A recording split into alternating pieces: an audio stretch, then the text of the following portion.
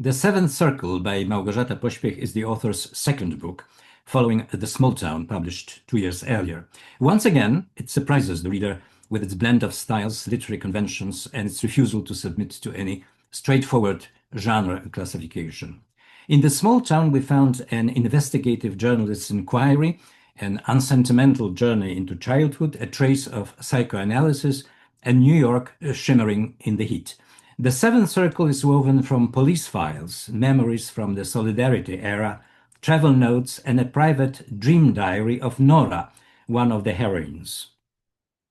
In both books, this varied cosmos revolves around a single point of gravity, one very concrete place. This place is Kępno, the titular small town in western Poland, which is also the childhood home of the author, now a New York-based journalist, film scholar, and director of documentary and experimental films. Kępno is also the setting of the episode known as the Bloody Night of Kępno, when in October 1945, in reprisal for an attack carried out by an underground anti-communist organization against one of the local commanders of the security police, the local functionaries murdered without a trial and with chilling brutality several townspeople. It turns out that the author's father, Edmund Pospiech, whom she never knew and who had appeared to her only in fleeting flashes of memory, or perhaps imagination, as a figure both threatening and shadowed by death, had been an employee of the Kępno Security Office, an institution he joined at the age of 17. He had been on night duty at the very time when his colleagues carried the reprisal killings. He witnessed at least one murder and saw the other prisoners being taken away. In 1958, he testified in the trial of the indicted secret police officers. The author's further investigation brought to light even more astonishing details. A few years after the Bloody Night, Edmund Pospiech himself was arrested and sentenced to 8 years in prison for belonging to an illegal anti-communist organization.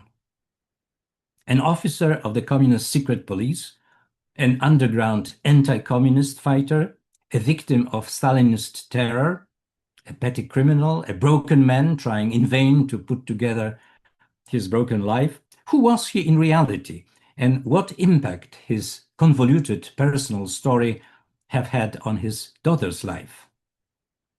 These questions, the central motive of The Small Town, return in The Seventh Circle, the continuation of the Kępno saga.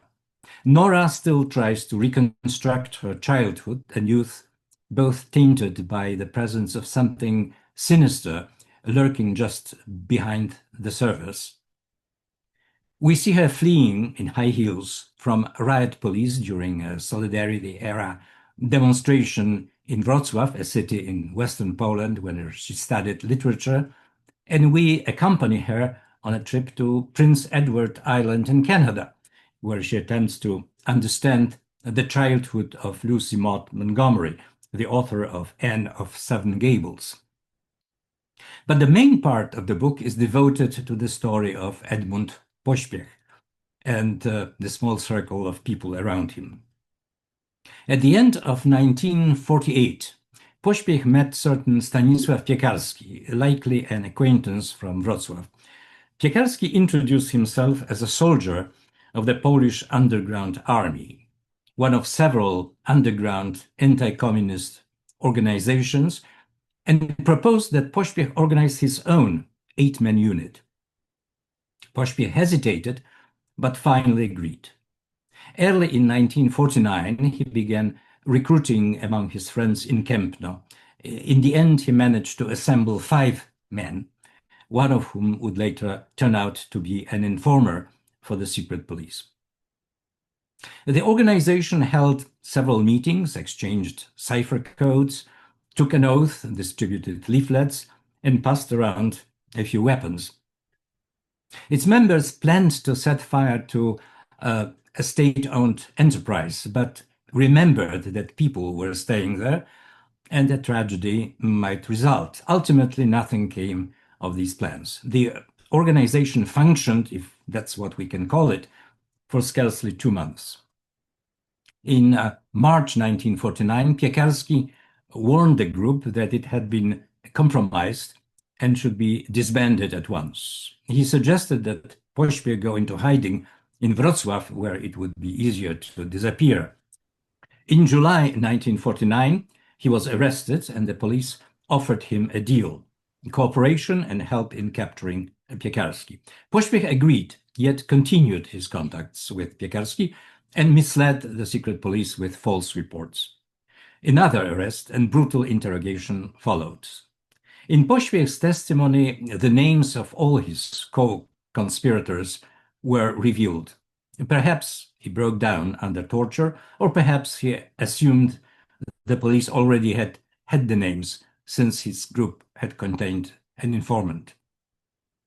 In September 1950, the sentence was handed down, 8 years in prison, which Pospiech began serving in the notorious Wronki penitentiary. He was released after 4 years under the amnesty of August 6, 1954. By the time these events were unfolding, the anti-communist underground was already in a state of disintegration. The clandestine coordinating structure set up by the Polish government in exile had been penetrated by the agents of the regime. Following 2 amnesties, one in August 1945 and one in 1947, the number of underground fighters shrank from tens of thousands to only a few thousand. The movement became the domain of individual, sometimes amateurish actors. Mutual suspicion spread among the members, and innocent people were killed. Meanwhile, the secret police apparatus became even more adept, capable of operations that could make plots of John le Carré pale in comparison. It controlled even the resistance's foreign contacts with the CIA and British intelligence. The partisans and conspirators lived, to quote the Polish poet Zbigniew Herbert, by the law of the wolf, pushed even further to the margins into loneliness and despair. The Polish underground army, to which Piekarski claimed allegiance, was for a time one of the principal local organizations. It had its own forest units in the Kępno district, but it was almost entirely destroyed as early as 1946. Perhaps Piekarski's unit was a remnant of that organization, but it is just as likely that he merely borrowed its name. What motivated him in these circumstances to recruit young, inexperienced provincial boys? Was he acting on someone's behalf? Was there some broader design behind it all, or perhaps just an impulsive fervor of a handful of enthusiasts? Many similar questions about the historical context naturally arise, but the author does not pretend to be a historian. Instead, she attempts to reconstruct a particular experience. She accompanies her protagonists on their wanderings through Kępno, visits familiar places with them, observes their shabby, joyless, small-town existence, records their naive and clumsy attempts at conspiracy. Later, she follows them into interrogation rooms, isolation cells, prison hospitals. She tries to enter the mind of a prisoner driven to the verge of madness by torture. What was it really like? She asks again and again, trying to discover who her father truly was, who his companions were, and who were the tormentors. What reasons guided them? What pushed them toward extreme decisions? Were their fates governed by chance, by calculation, or by some blind and incomprehensible doom? Did they realize that their choices would shape the lives of their children? Simple, uneducated men, likely still steeped in the nightmare of war, they left behind very few testimonies. They seemed to make life and death decisions almost offhand, without reflection, or so it seems to us, and committed acts of extreme heroism or extreme baseness. Where is the moment that changed your life irreversibly, the author asks?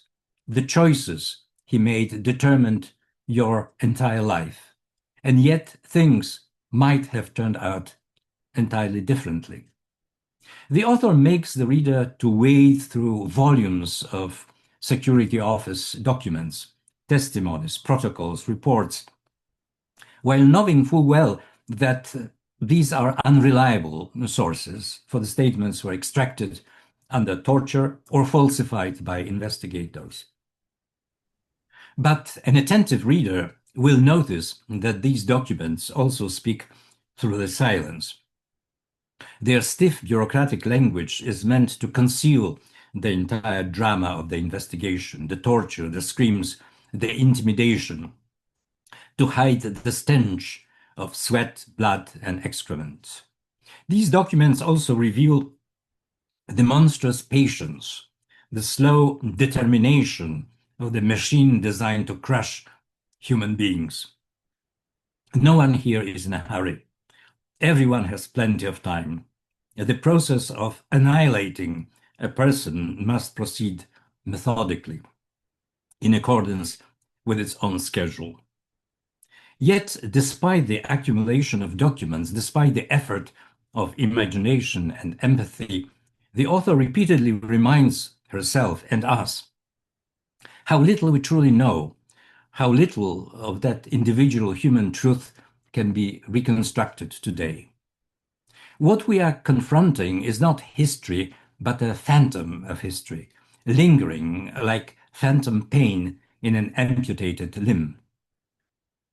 Why is it so difficult to talk about these matters? The best answer is provided by the seventh circle itself, by its stark emphasis on the troubling ambiguity on those dark times. Heroes and traitors, men of honor and collaborators, frightened civilians, cynical opportunists, they all come from the same communities, went to school together, were sometimes related, met at village dances and family reunions. Whose children are we, really? And do we truly wish to know?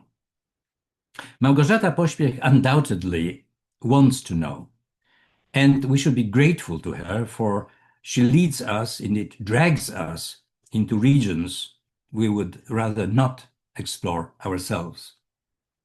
The seventh circle ends with the news of the legal rehabilitation of the author's father, won through her own efforts, with the image of Nora painting a mandala, and with the vision of a little girl in rubber boots jumping through puddles.